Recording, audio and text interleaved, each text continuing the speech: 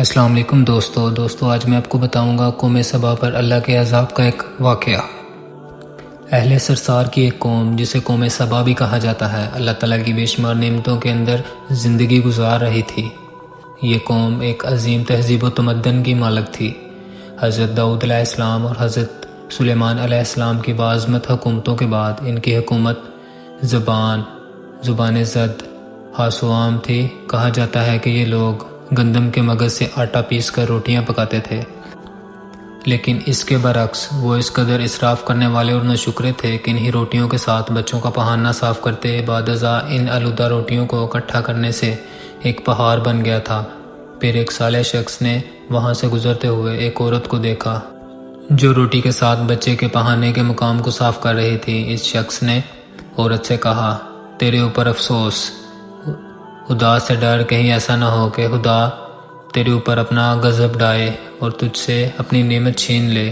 اس عورت نے جواب میں مذاق اڑایا اور مغرورانہ انداز میں کہا، جاؤ، گویا کہ مجھے بھوک سے ڈرا رہے ہو۔ جب تک سرسار جاری ہے مجھے بھوک سے کسی قسم کا کوئی خوف نہیں۔ کوئی زیادہ عرصہ نہیں گزرا تھا کہ اللہ تعالیٰ نے ان لوگوں پر اپنا عذاب ڈایا۔ پانی جو کہ زندگی کی بنیاد ہے ان لوگوں سے چھین لیا، یہاں تک کہ قحط نازل ہوا۔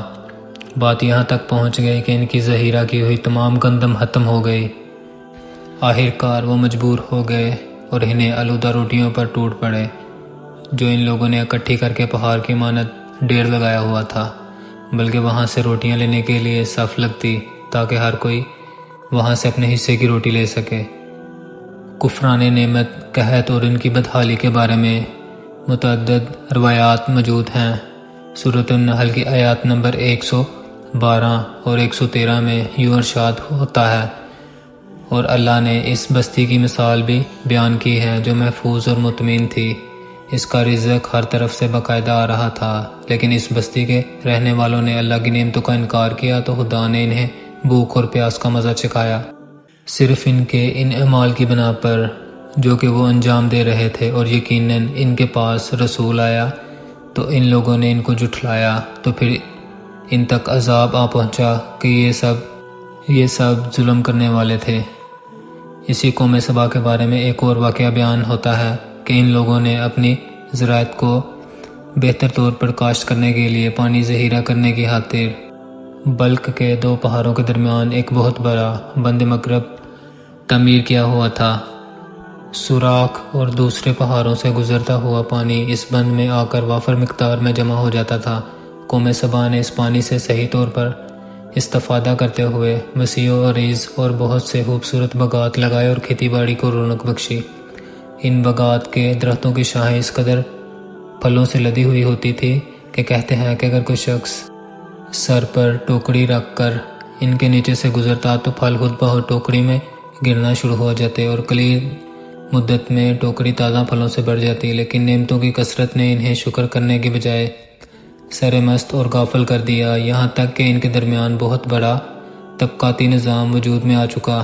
ان میں سے صاحب اقتدار لوگوں نے کمزوروں اور ضعیفوں کا خون چوسنا شروع کر رکھا تھا، یہاں تک کہ ان لوگوں نے خدا سے ایک احمقانہ التماس کیا جس کا ذکر سورۃ السبا کی آیات نمبر 19 میں ملتا ہے۔ انہوں نے کہا، خدایا ہمارے سفروں کے درمیان فاصلہ کر دیں۔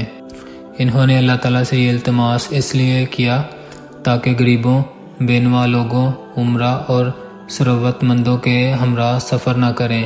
ان کی یہ خواہش تھی کہ آبادیوں کے درمیان خشکی ہو اور فاصلہ بہت زیادہ ہو تاکہ تہی دست اور کم آمدنی والے لوگ ان کی طرف سفر نہ کر سکیں۔ اللہ تعالیٰ نے ان مغرور پیٹ کے پجاریوں پر اپنا غضب نازل کیا۔ بعض روایتوں کے مطابق ان مغرور لوگوں کی آنکھوں سے دور صحرائی چوہوں نے معرب نامی بند کی دیواروں پر حملہ کر کے انہیں اندر سے کھوکھلا کر دیا۔ ادھر سے بارشیں زیادہ ہوئیں جس کی وجہ سے سیلاب آ گیا اور اس بند میں پانی بہت زیادہ اکٹھا ہو گیا۔ اچانک بند کی دیواریں ٹوٹیں، اس سے ایک بہت بڑا سیلاب آیا جس میں تمام دیہاتی آبادیاں، مال مویشی، باغات، کھیتیاں، ان کے محل اور گھر پانی میں غرق ہو کر نیست و نابود ہو گئے۔ ان کے باغات اور زراعت میں سے صرف بیڑی کے درخت اور کچھ جھاڑیاں بچی تھیں۔ خوش الحان پرندوں وہاں سے کوچ کر گئے تھے۔ جب علووں اور کووں نے قوم سبا کے کھنڈرات میں اپنے گھونسلے بنائے تھے۔ اس بات کا ذکر سورۃ السبا کی آیت نمبر 15 اور 16 میں ملتا ہے، اور آخر میں سورۃ السبا کی آیت نمبر 17 میں قرآن کریم میں اس واقعہ کا یوں نتیجہ نکلا: یہ ہم نے ان کی ناشکری کی سزا دی ہے اور ہم ناشکروں کے علاوہ کسی کو سزا نہیں دیتے۔ آئی ہوپ آپ کو ویڈیو اچھی لگی ہوگی۔ Thank you so much for watching. اس طرح کی اور ویڈیوز دیکھنے کے لیے چینل کو سبسکرائب کیجیے گا اور ویڈیو کو لائک کیجیے گا۔ اللہ حافظ۔